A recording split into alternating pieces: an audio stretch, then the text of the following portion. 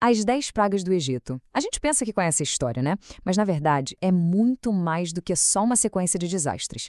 É uma escalada de poder, um confronto direto. E o mais interessante é o que começou tudo isso. Não foi uma declaração de guerra, não. Foi uma pergunta. Uma pergunta bem simples, mas cheia de arrogância.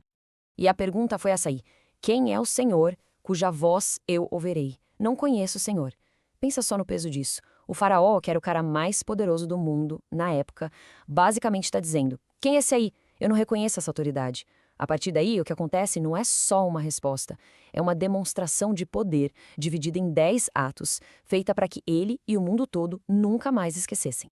E aí, o palco tá montado. E não é num campo de batalha, não. É bem ali, na sala do trono do faraó.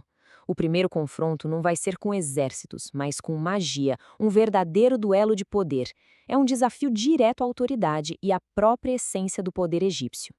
Imagina a cena na corte egípcia. A vara de Arão vira uma serpente. E os magos do faraó fazem o mesmo com as suas varas. Na cabeça do faraó deve ter sido um alívio, né? Tipo, é só um truque que os meus caras também sabem fazer. Mas aí, bem na frente de todo mundo, a ilusão de que os poderes eram iguais se desfaz. A serpente de Arão simplesmente devora as outras. Era um aviso bem claro do que estava por vir. E a disputa continua. Primeira praga: a água vira sangue. Ok, os magos conseguem imitar. Segunda praga: rãs por toda parte. De novo, eles conseguem replicar. Por um momento, deve estar parecido que a magia do Egito era páreo, sabe? Mas aí vem a terceira praga: piolhos.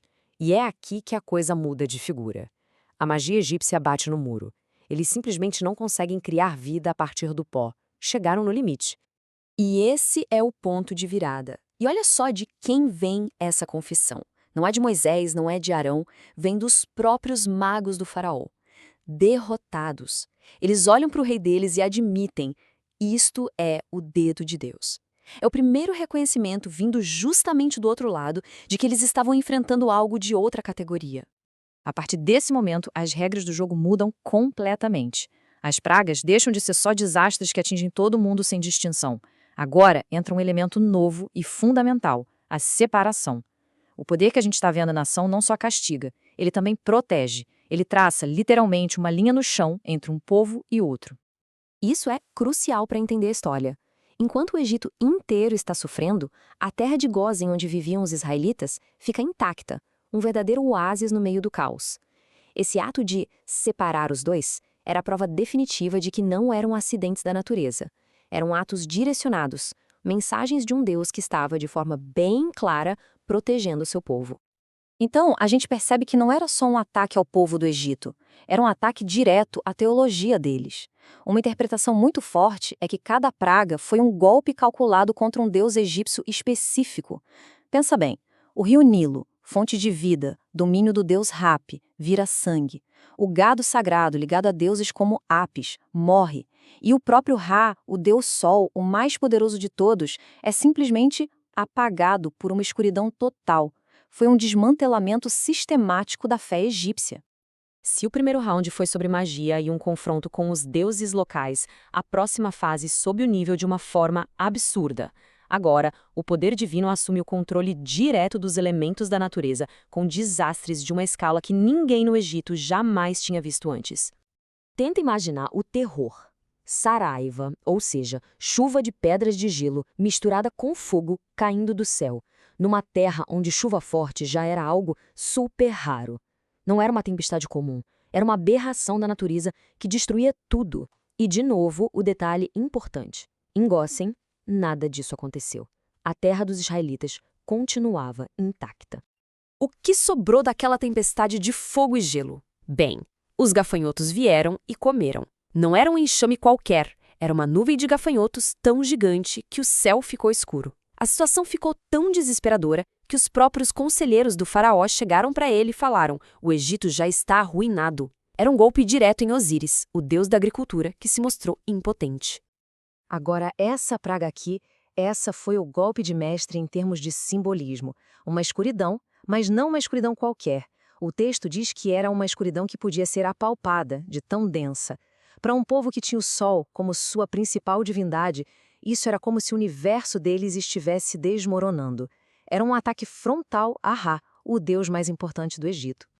E foram 3 dias assim, a maior civilização do mundo da época, completamente paralisada no escuro, um breu total e assustador. E o contraponto? Em Gósen, onde estavam os israelitas, tinha luz. Esse contraste não podia ser mais forte, né? A mensagem era cristalina. O Deus dos hebreus controlava a luz e a escuridão. Depois de 9 demonstrações de poder, a teimosia do faraó ainda não tinha sido quebrada. E isso leva ao golpe final. A 10ª praga seria diferente. Não ia ser sobre a natureza, nem só sobre os deuses. Ia ser algo pessoal, a mais devastadora de todas. E seria ela que, finalmente, quebraria a resistência do Egito. E esse juízo final tem uma simetria dolorosa. Nos textos, Deus se refere a Israel como meu filho, meu primogênito. Então, quando o faraó se recusava a libertar o povo, ele estava, na prática, segurando o primogênito de Deus. A consequência foi a perda dos primogênitos do Egito, de todos eles, desde o filho do faraó no palácio até o do servo na prisão. Uma resposta direta e trágica. Só que, no meio desse juízo tão pesado, veio também uma instrução para a sobrevivência: marcar a porta com o sangue de um cordeiro. É daí que nasce a Páscoa. Foi a noite em que a morte passou por cima das casas dos israelitas que tinham essa marca. Virou grande símbolo de que, mesmo no momento do juízo mais severo, existia um caminho de livramento. Tá, mas e aí? Qual era o objetivo de tudo isso? O próprio texto é bem direto. Várias e várias vezes aparece a frase, para que saibas que eu sou o Senhor. Lembra daquela pergunta do faraó lá no começo? Quem é o Senhor? Pois é, tudo isso foi a resposta, em 10 partes. Uma revelação de identidade e de poder que não deixaria mais nenhuma dúvida para ninguém. No fim das contas, o que uma história tão antiga sobre poder divino e juízo tem a dizer sobre a luta por liberdade? Ela parece mostrar que a libertação vai muito além de simplesmente quebrar correntes. Ela nasce de um confronto de poderes. Um poder capaz de julgar uma nação inteira e, com isso, abrir caminho para um futuro totalmente novo. Fica a reflexão de que, às vezes, a verdadeira liberdade só começa quando se reconhece qual poder é de fato supremo.